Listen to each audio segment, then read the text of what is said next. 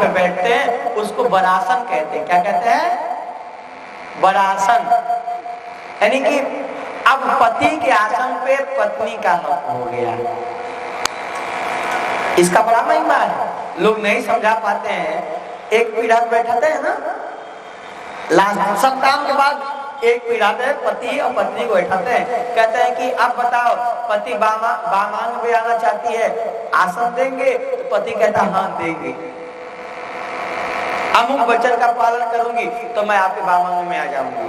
ऐसी ऐसी उसमें लिखा हुआ है विवाह पद्धति में। तो कहने का अर्थ ये है, जब स्त्री एक आसन पे बैठने का मतलब पति पत्नी का दो आसन नहीं होना चाहिए, एक ही आसन रहे, एक ही उनका एक ही दो आसन। जिस पति पर आसन बेड, आज के बेड बोलते हैं, एक ही बेड रहे जब तक पति जी पत्नी के साथ एक साथ रहे। इसको परंपरागत मान्यता प्राप्त है, क्योंकि वधु दुल्हन बैठे एक आसन, प्रेम बढ़ता है, एक आसन दिया जाता है। आज से तुम्हारा बेड एक ही रहेगा, तुम लोग अलग अलग रह के नहीं रहोगे, क्योंकि पूजा में भी एक साथ बैठोगे, एक आसन में बैठोगे। पति पत्नी पूजा में भी एक आसन में बैठोगे। जब पूजा होगा तो दो आसन नहीं लगता है कि पत्नी का आसन अलग करो, पति का आसन अलग करो। एक ही आसन रहता है, क्योंकि एक आसन शास्त्र में दिया है। अब सुन लो एक आसन की महिमा। एक आसन के बाद मतलब पति के आधे पेट पे पत्नी का, यानी पति के आधे धन पे पत्नी का हक हो जाता है। इसका मतलब ये नहीं कि जो स्त्रियां विवाह करे और एक साल में छोड़े तो आधा संपत्ति बंटवा ले, ये सब बात नहीं है। जीवन भर साथ रहे, आधा तुम्हारा आधा तुम्हारा, एक दूसरे के लिए प्राण न्यौछावर करो, इससे ज्यादा क्या हो सकता है भाई? यही तो प्रेम है। पर क्या करें, आजकल तो सत्यानाश हो रहा है, क्योंकि लोग संस्कार सही से नहीं कराते हैं। शादी का संस्कार नहीं कराएंगे सही से, डीजे बजाएंगे, खूब अच्छा अच्छा खाएंगे, डीजे वाले पे 10-20 हजार लुटा देंगे। पंडित जी बेचारे गरीब गए, 10-20 हजार मिल जाएगा तो उनको 2-4 हजार 5 हजार में टहरा देते हैं, टहरिए आप।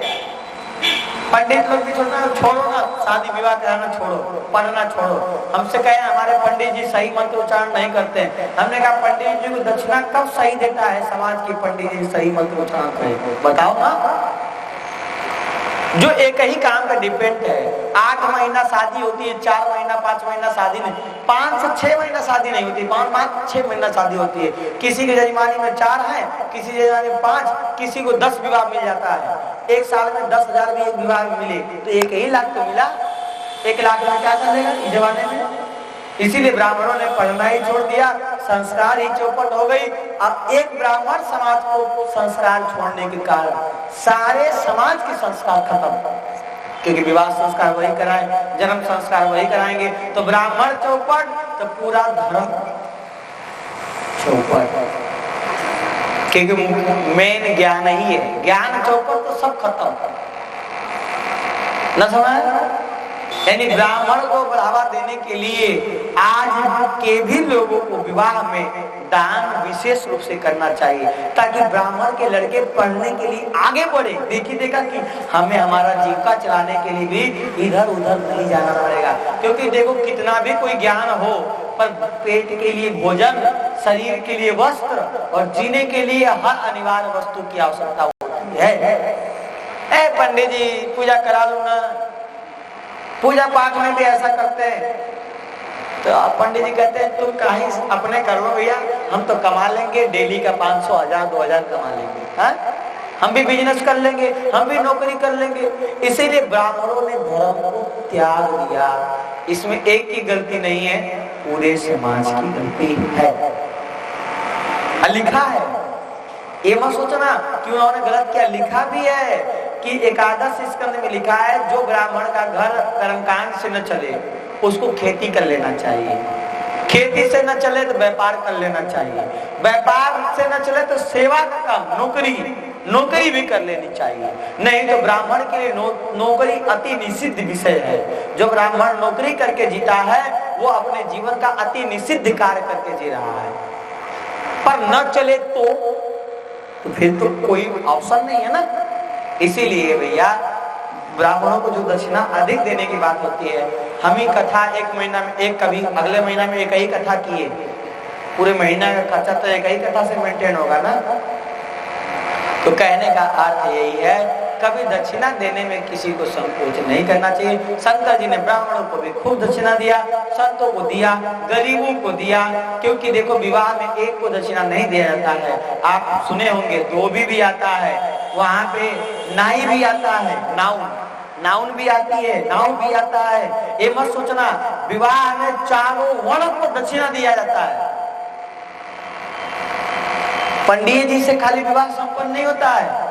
लोग कहते हैं खाली ब्राह्मण विवाह इसलिए कराते हैं कि खुद जिए, उसके साथ नाव भी जिएगा, उसके साथ नाउन को भी कुछ मिल जाएगा, उसके साथ मट्टी कोड़ने के लिए जो प्रजापति होते हैं उनके घर वाले कुम्भकार घड़ा वड़ा देते हैं बना के, वो लोग भी जीते हैं। यानी एक काम से सबका फायदा है, एक पूजा में सबका प्रवेश है, पर लोगों को थोड़ा भी विचार नहीं होता है।